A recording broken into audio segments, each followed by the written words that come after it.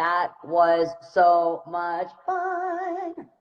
Okay, so now I ran a little late, but this show isn't on TV, so I'm allowed to go as long as I like. I need to fix this before I get red. Okay, hold on. Okay, so I'm ready for my next guest. And this is going to be a big surprise. I've got two guests, Trixie Mattel and Big and Milky. So first, Trixie, I'm coming to you. And we're going to talk about some makeup.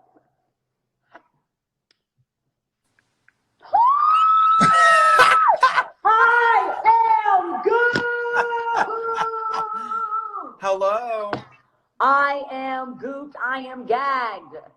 Mama, let's turn on the disco ball. Let's do it. Let me turn on my influencer light. Boom. How are you, Queen? Doing better now. We are getting in drag, even though we have nowhere to go. And that is really the spirit of drag, isn't it? That is the spirit of drag. And you know what? I was thinking so much about how much time some of my fans who are just starting to do drag, this is a great time for them to perfect their identity and perfect their look and how they want their, you know, their character to be, or their personality or their individuality. This is a great time to perfect your drag. Yeah, or redo. Like, if you're in middle school and you're switching schools, this is like, you get to become a new person. Right. That is such a good way to look at it. So what would you say, like, when you started designing Trixie Mattel, was Trixie Mattel, like, born, like, when you were born, Trixie Mattel was born too? Or did this happen at a time of your life? Or how did Trixie Mattel, where was her birth? That's so funny because, hold on, look at this mug, Paul Rudd. Look at my mug. Actually, look at my mug. Well, it was just like, it's like earlier you were talking about how, like, you have your idols, right? And then you become sort of like a human blender of everyone you like. And so, like, for me, it was like, well, I loved Barbie so much my whole life. Right. Whole life. Did you like Barbie when you were a kid? I was upset. I mean, I created kind of I have all these dolls upstairs. I'll show them to you. I have Hilary Duff as a Barbie. I have all the Britney Barbies. I have all the NSYNC Barbies, all the Backstreet Boys Barbies. I was obsessed with all the Barbies, but I also loved when artists would make their own Barbie. That was like my favorite. So when I could get a doll of my favorite artist, because music was always what I loved the most. Oh, yeah. Do you have the Spice Girls? Yes, I have them framed in plexiglass. Oh, my God. Yours are doing better than mine. Look at mine. Wait, how do you have so many? Oh, Miley, I don't think you understand. You're about to, like, see the dark underbelly of my life. If anybody wonders what I do with any sort of my free time. What? This is what I call my shame closet. So this is a lot of my dolls in the box. And then my ones that are on your face. I'm so jealous. I thought I had a good collection. And then the ones out of the box. This is in my bedroom. Look. Oh my God! Look, that's in my room too. I would live in there just to live at this place. I know. I always think about taking them down, but honestly, never. Doesn't matter who people are. Whenever people come over, they just turn into kids, and they're just like, ugh! And they want to touch them, they want to hold them, they love it. So I always loved Barbie so much.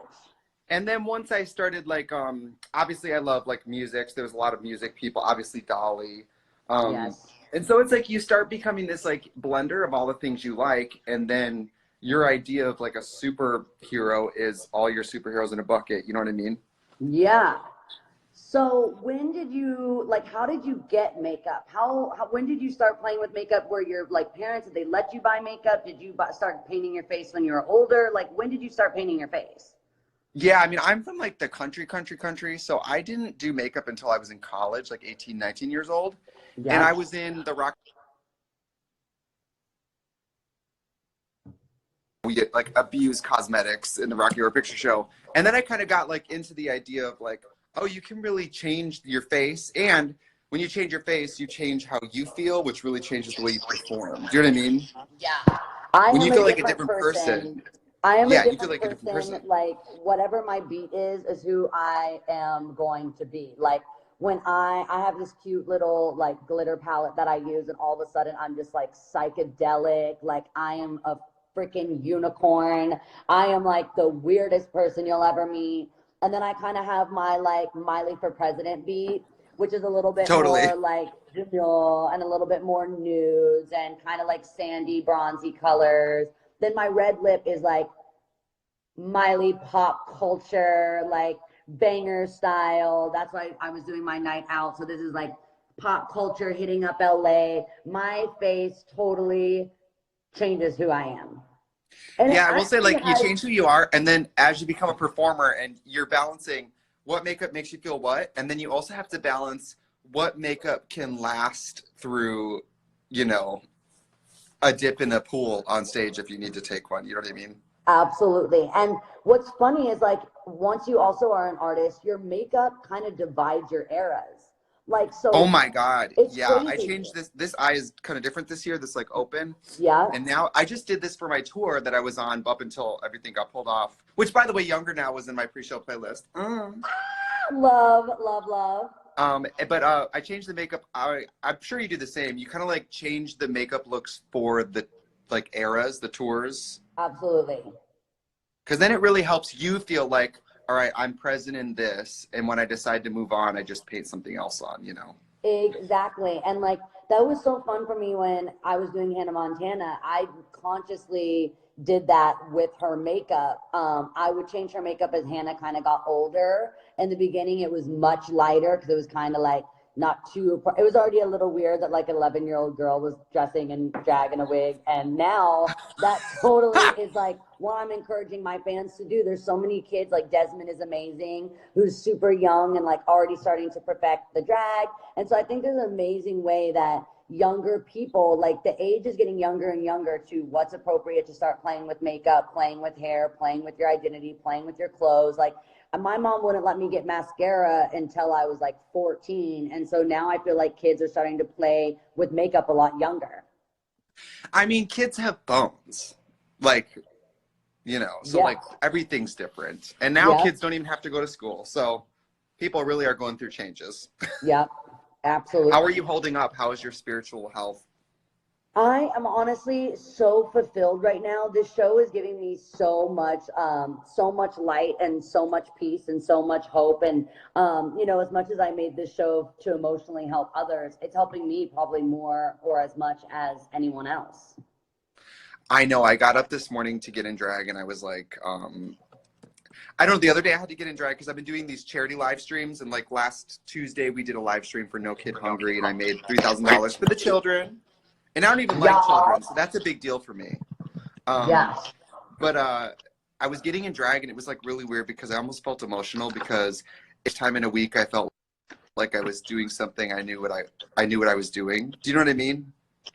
It felt weird to do something normal for me at a time where nothing felt normal. And I think that even when I was getting in drag today, I was like, at least for 90 minutes, I know exactly what I'm doing. Do you know what I mean? I love that so much. And that's I know that sounds sad, but it's true. Because every morning I get up and I do this show, and it just makes me feel so fulfilled. And entertaining people is what I know how to do. And so being able to do this just makes me so fulfilled. And you're right, like, because that's for an hour a day, I know exactly where I'm meant to be. Yes. And in a lot of ways, it's like for an hour, maybe it's not that different than it was. You know what I mean? Right, right. And maybe that's a exercise that we could do. I know my Wi-Fi is getting kind of bad again. I've been struggling with this all week. It's coming in better.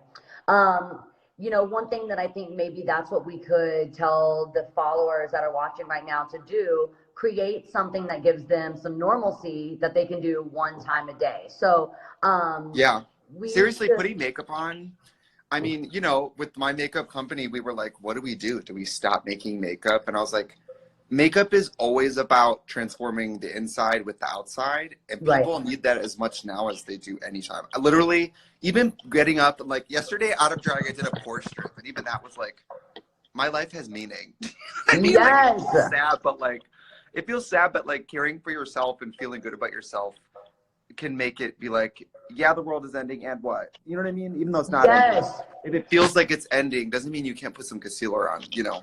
I love this so much because it's literally true. this show, every time I get ready in the morning for the show, it just makes me feel like I know I'm going to be connected. I know who I am. I know my identity. And it's just something to look forward to. And I think that's what we have to do. We have to give ourselves something to look forward to. So I'm so Yeah. obviously, like, I could barely sleep last night. I was so excited about getting on live with you. And I know you got to get in drag like 6:30 at night. And so you're like 6 hours early. And so I just could not appreciate you more for getting up, getting ready, because you're going to inspire so many fans. And so, one last thing I want to ask you before you go. So for any of my fans that want to perfect or create a drag identity or want to work on their identity while they have more time at home to perfect, me and Haley just taught them how to beat the mug, but no one knows how to do it. I'm more trying to get your makeup than like Haley did a natural makeup, but I'm more into that.